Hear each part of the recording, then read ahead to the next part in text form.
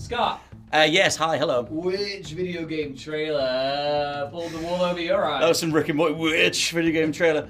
I will always go to Cyberpunk 2077 if we're talking about the most wool that's been pulled over the most eyes in the last few years. And I'm not saying that I didn't enjoy that game. I very much do. I love that thing. I have more than 100 hours in it.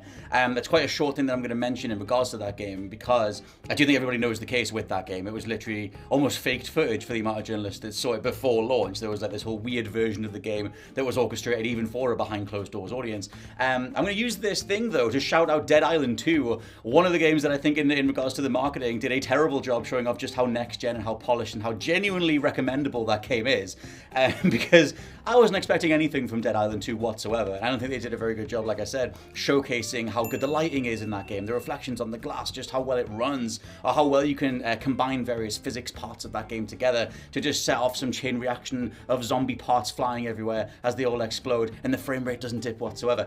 I kind of couldn't believe that game was as solid as it is. And picking it up and playing it across this year, I can only recommend that game. I don't necessarily think it's worth like 60, 70 pounds or whatever, but I do think that they dropped the ball showcasing just how impressive it is. Genuinely, on a technical level, that game is pretty incredible. So I'm going with that. What trailer didn't do the goods? Yeah, the trailer that didn't do. Okay, so this is entirely. I've got to hold my hands up right now. I'm taking the Mickey again. This is purely a me problem. So there was a game that was revealed last year based on a movie that I really like called Starship Troopers. The game is called Starship Troopers Extermination.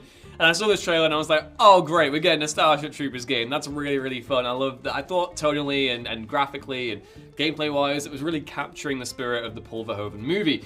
And I kind of lost track of what was going on with the game. I'd heard that like it was going to have an early access thing this year. And then I got another trailer that I saw last week and I was like, oh, it's out in early access and they've got like an update coming. And I'm like, oh, I thought this was coming. Wait for this thing. I thought this was coming to consoles. And then I saw, and it was like, oh, it's only coming to PC. And to be fair, at the end of each trailer, it didn't list PlayStation 5 or the Xbox One or anything like Xbox Series X. Didn't list those as optional platforms. It just said Steam.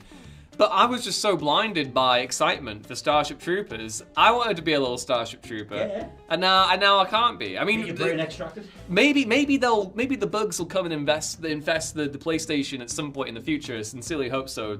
Starship Troopers Extermination developers, if you're listening, please bring this to console. Don't leave me behind. But yeah, I was just like, oh, I'd maybe have made it more apparent from the off that this is a PC-only game. But then again, you know, I've got to admit, this is entirely a me problem. The wool bit that's been pulled over my eyes is that this is a good game that I cannot have now. We all know that consoles are what matters.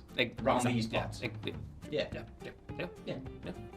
So, recent video game trailer that tricked me.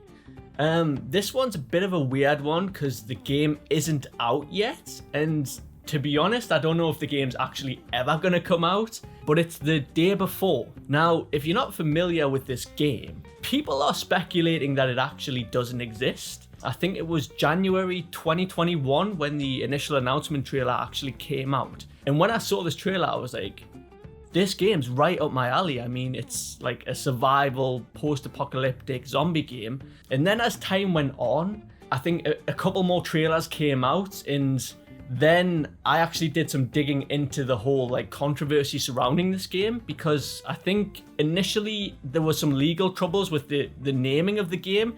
The publishers or developers didn't have the actual like right to use the name the day before, which was weird. And then another trailer came out. I think this was a 10-minute gameplay trailer, and all the previous trailers that they had released before this had looked like incredible. Like the graphics were amazing, the gameplay looked fluid and solid enough.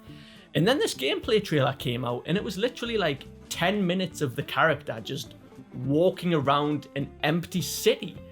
And it was just like, is that it? So yeah, initially, like I was excited for this game, but after seeing all the gameplay stuff and like reading about all the weirdness that's going on behind the scenes, yeah, I'm gonna admit that first initial trailer definitely tricked me, and I was wrong, and I'm not looking forward to it now.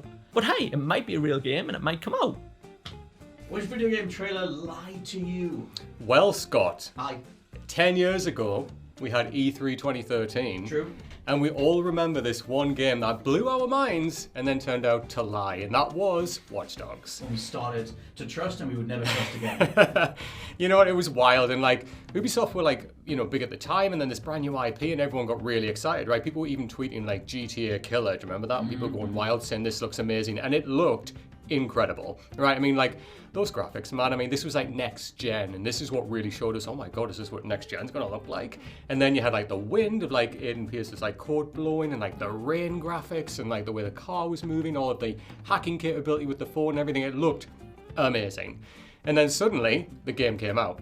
And it was very different from what we got shown. And you know what? It was such a shame. Like, there was so, like, character models walking just so robotically into each other. And, like, there was a video as well, like, somebody firing a gun into water and the water just didn't react to it. It was just, like, nothing.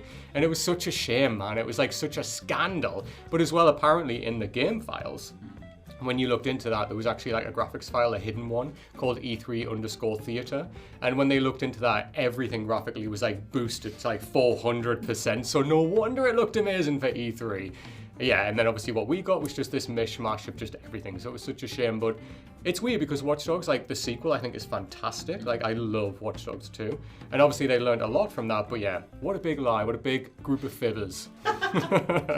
Which video game trailer lied to your face? You know what? I'm actually surprised I'm going to talk about this because this game was so bad, or more aptly, so disappointing that I've kind of repressed it a little bit. Now do you If you say remember? Final Fantasy 16. I'll save that for the podcast. No, do you remember Crackdown 3? Yes. Nobody really remembers Crackdown 3, right? I know you're lying, Scott Tilford. Not a single soul, I think, even played Crackdown 3 because it notoriously rolled back a lot of its promises. Now, if you go back to the early trailers, and specifically one of the prototype builds for Crackdown 3, it emphasizes what they were describing as at the time as cloud destruction technology. Microsoft was trying to tell us that the power of the cloud would make for unprecedented like physics in video games, Even they had no including idea. even they were just like, yeah, it'll do something. It'll unprecedented, immersive, innovative. They're just all those buzzwords. But what they showed off was really like spectacular, you know? It was just the classic kind of Crackdown look, that sort of semi-cell shaded thing, with all of these particle effects going off, these skyscrapers tumbling down, really impressive destruction. And as a fan of destruction in video games, you know, it's partly why I play Battlefield, for Christ's sake. I was really looking forward to this. I really enjoyed Crackdown 1, I quite liked Crackdown 2, and I thought this is a way to put that franchise back on the map, and then the game came out. It just had none of that, just like literally didn't have it in the game. I think it was included to a certain degree in the multiplayer portion of Crackdown 3, but in the single player, at the very least, like what they showed off, not only was it nowhere near that in the finished game, it just kind of wasn't there at all. Like it just wasn't really implemented, wasn't a big feature, wasn't what the action was centered around. And that's such a shame. Like, it was always going to be a little bit dubious because they were just saying, you know, trust me, bro, it's the cloud, it'll get it done.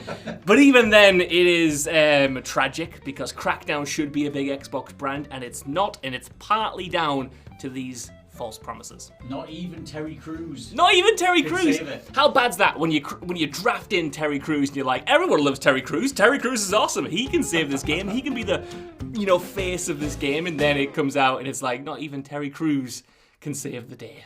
Terry Cloud. Don't know about that.